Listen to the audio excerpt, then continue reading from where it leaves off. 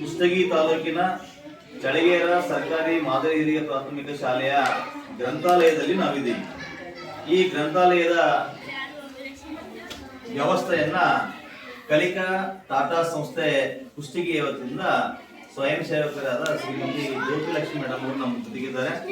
ಜೊತೆಗೆ ಮಕ್ಕಳೆಲ್ಲ ಈ ಗ್ರಂಥಾಲಯದಲ್ಲಿ ನಮ್ಮ ಶಾಲೆಯ ಮಕ್ಕಳು ತಾವು ಸ್ವತಃ ಕತೆ ಪುಸ್ತಕವನ್ನ ಆಯ್ಕೆ ಮಾಡಿಕೊಂಡು, ಎಂತಹ ಕತೆ ಪುಸ್ತಕ ಅಂದ್ರೆ ಆ ಕತೆ ಪುಸ್ತಕದಲ್ಲಿ ಚಿತ್ರಗಳಿರೋದಿಲ್ಲ, ಅಂತಹ ಪುಸ್ತಕಗಳನ್ನ ಆಯ್ಕೆ ಮಾಡಿಕೊಂಡು ಆ ಕತೆ ಪುಸ್ತಕದಲ್ಲಿಯ ಒಂದು ಕಥೆಯನ್ನ ಆಯ್ಕೆ ಮಾಡಿ ಆ ಕತೆಗೆ ಸಂಬಂಧಪಟ್ಟಂತಹ ಚಿತ್ರಗಳನ್ನ ಬರೆಯುವಂತ ಸೃಜನಾತ್ಮಕವಾಗಿರುವಂತಹ ಚಟುವಟಿಕೆ ನಮ್ಮ ಶಾಲೆಯಲ್ಲಿ ನಡೀತಾ ಇದೆ. ಇದು ಸುಮಾರು ಈಗ 1 ವಾರಗಳ ಕಾಲ ನಡೆದಿರುವಂತಹ ಚಟುವಟಿಕೆ. ಮಕ್ಕಳು ತುಂಬಾ ಖುಷಿಯಿಂದ ಸಂತೋಷದಿಂದ ತಮ್ಮದೇ ಆಗಿರ್ತಕ್ಕಂಥ ಸೃಜನಶೀಲತೆಯಿಂದ ಕ್ರಿಯಾತ್ಮಕವಾಗಿರ್ತಕ್ಕಂಥ ಬರವಣಿಗೆಯನ್ನ ಮಾಡಿರುವಂತದ್ದನ್ನ ನಾವೀಗ ನೋಡ್ತೀವಿ. ಈಗ 3ನೇ ಗುಂಪಿನ ನಾಯಕ ನವೀನ್ ಕುಮಾರ್ ಅದ್ರ ಬಗ್ಗೆ ಮಾತಾಡ್ತಾನೆ, ನಾವೆಲ್ಲರೂ ಕೇಳೋಣ. ನಾವು ಆಯ್ಕೆ ಮಾಡಿದಂತಹ ಪುಸ್ತಕ ದೇವಮ್ಮನ ನೋಟ, ಕತೆ ಜೇನುಗಂದಿ ಸೌಭಾಗ್ಯ, ಮಕ್ಕಳ ಕಥೆಗಳು,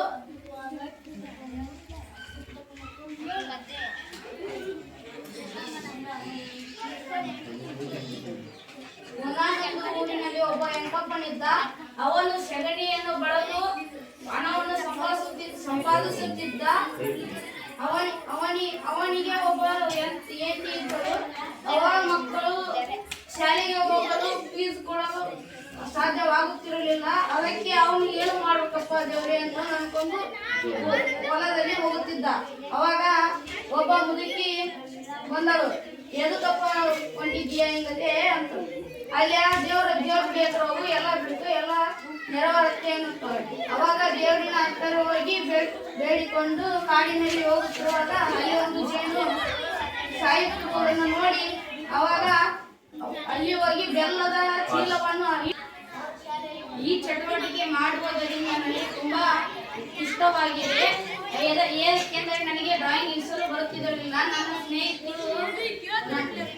ನನ್ನ ಸ್ನೇಹಿತರು ನನಗೆ ಭಾಗವಹಿಸಲು ಹೇಳಿದರು. ಅವರು ನನ್ನ ಜೊತೆ ಇರಿಸಿದ್ದಾರೆ. ಅವರಿಗೆ ಬರುತ್ತಿರಲಿಲ್ಲ ಚಿತ್ರವು. ನಾವು ಕೂಡಿ ಇರಿಸಿದ್ರಿಂದ ನಮಗೆ ತುಂಬಾ ಸಂತೋಷವಾಗಿದೆ.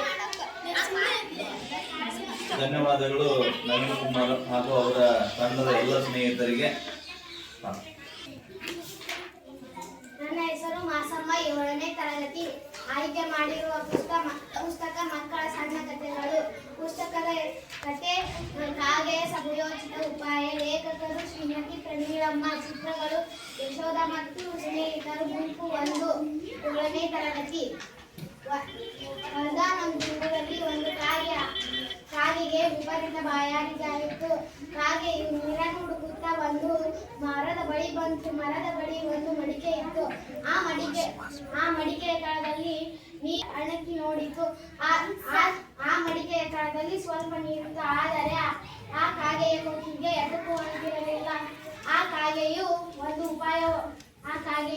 ಉಪಾಯ ಹೊಳೆಯಿತು.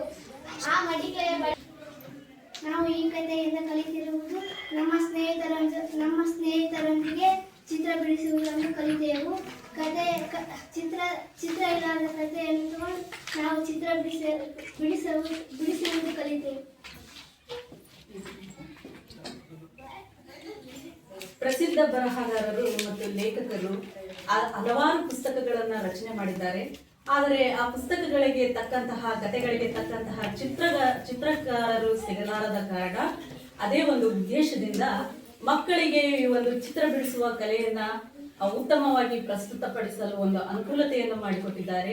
ಅದೇನಂದ್ರೆ ಕತೆಗೆ ತಕ್ಕನ ಹಾಗೆ ಚಿತ್ರ ಬಿಡಿಸುವಂತಹ ಒಂದು ಚಟುವಟಿಕೆಯನ್ನು ಮಾಡುವುದರಿಂದ ಮಕ್ಕಳಿಗೆ ಅನುಕೂಲವಾಗುತ್ತದೆ. ಹಾಗೆಯೇ ಅವರಲ್ಲಿರುವ ಪ್ರತಿಭೆ ಹೊರಹಾಕುವುದಕ್ಕೆ ಇದು ಒಂದು ಅವಕಾಶವನ್ನು ಒದಗಿಸಿಕೊಟ್ಟಿದ್ದಾರೆ. ಈ ಒಂದು ಸಹಕಾರವನ್ನು ಮಾಡಿದಂತಹ ನಮ್ಮ ಶಾಲೆಯ ಮುಖ್ಯೋಪಾಧ್ಯಾಯರಾದ ಶ್ರೀಯುತ ಮಲ್ಲಪ್ಪ ಕುದ್ರಿ ಸರ್ ಹಾಗೂ ನಮ್ಮ ಶಾಲೆಯ ಸಿಬ್ಬಂದಿಯವರು ಎಲ್ಲರೂ ಕೂಡ ಈ ಒಂದು ಕಾರ್ಯಕ್ರಮಕ್ಕೆ, ಈ ಒಂದು ಚಟುವಟಿಕೆಗೆ ಸಹಕಾರವನ್ನು ಕೊಟ್ಟಿದ್ದಾರೆ. ಮುದ್ದು ಮಕ್ಕಳು ಕೂಡ ನನಗೆ ಬಹಳಷ್ಟು ಸಹಕರಿಸಿದ್ದಾರೆ. ಇದರಿಂದಾಗಿ ನಮ್ಮ ಕಲಿಕಾ ಟಾಟಾ ಟ್ರಸ್ಟ್ ಅವರ ಸಹಯೋಗದಲ್ಲಿ ಈ ಒಂದು ಚಟುವಟಿಕೆ ಮೂಡಿ ಬಂದಿದೆ. ಅದಕ್ಕಾಗಿ ಎಲ್ಲರಿಗೂ ನಾನು ಧನ್ಯವಾದಗಳನ್ನು ತಿಳಿಸೋದಕ್ಕೆ ಇಷ್ಟಪಡ್ತೀನಿ. ಧನ್ಯವಾದ. ನನ್ನ ಹೆಸರು ನೀಲಮ್ಮ. ನಾನು 7ನೇ ತರಗತಿಯಲ್ಲಿ ಓದುತ್ತಿದ್ದೇವೆ. ನಾನು ಆಯ್ಕೆ ಮಾಡಿದ ಪುಸ್ತಕ ಟೀಚರ್ ಡೈರಿ. ಕತೆ ಟೀಚರ್ ನಮ್ಮ ತಪ್ಪನ್ನು ಕ್ಷಮಿಸುತ್ತಾರಾ? ಲೇಖಕರು ವೈಜಿ ಭಗವತಿ. ಗುಂಪು 2. ಒಂದು ಊರಿನಲ್ಲಿ ಟೀಚರ್ ಮತ್ತು ಸ್ಟೂಡೆಂಟ್ ವಾಸವಾಗಿದ್ದರು. ಟೀಚರ್ ಮನೆಗೆ ಸ್ಟೂಡೆಂಟ್ ಒಂದು ದಿನ ಹೋಗಿದ್ದರು. ಒಂದು ದಿನ ಟೀಚರ್ ಮನೆಗೆ ವಿದ್ಯಾರ್ಥಿಗಳು ಹೋಗಿದ್ದರು.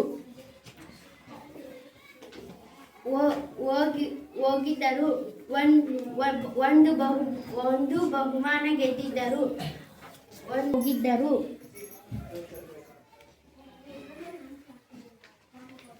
ಹೋಗಿದ್ದರು. ಅವರು ಟೀಚರು ಒಂದು ದಿನ ಬೈದಿದ್ದರಿಂದ ಟೀಚರು ಚಳಿಗೇರಿ ಶಾಲೆಯ ನಮ್ಮ ಮಕ್ಕಳು ಗ್ರಂಥಾಲಯದಲ್ಲಿ ಪುಸ್ತಕಗಳನ್ನು ಆಯ್ಕೆ ಮಾಡಿಕೊಂಡು ಅದರ ಜೊತೆಗೆ ತಮಗೆ ಇಷ್ಟವಾಗಿರ್ತಕ್ಕಂಥ ಚಿತ್ರ ಬರವಣಿಗೆಯನ್ನ ಮಾಡಿರ್ತಕ್ಕಂಥದ್ದನ್ನ ನಾವೀಗ ನೋಡ್ತಾ ಇದ್ದೀವಿ. ತುಂಬಾ ಸುಂದರವಾಗಿ ಮಕ್ಕಳು ಚಿತ್ರಗಳನ್ನ ಬರವಣಿಗೆ ಮಾಡಿದ್ದಾರೆ. ಆ ಎಲ್ಲ ಮಕ್ಕಳಿಗೆ ಅಭಿನಂದನೆಗಳನ್ನ ನಮ್ಮ ಶಾಲೆಯ ಪರವಾಗಿ ಸಲ್ಲಿಸೋದಕ್ಕೆ ನನಗೆ ಹೆಮ್ಮೆ ಅನಿಸ್ತದೆ. ಜೋರಾಗಿ ಒಂದು ಚಪ್ಪಾಳೆ ತಟ್ಟುವುದು.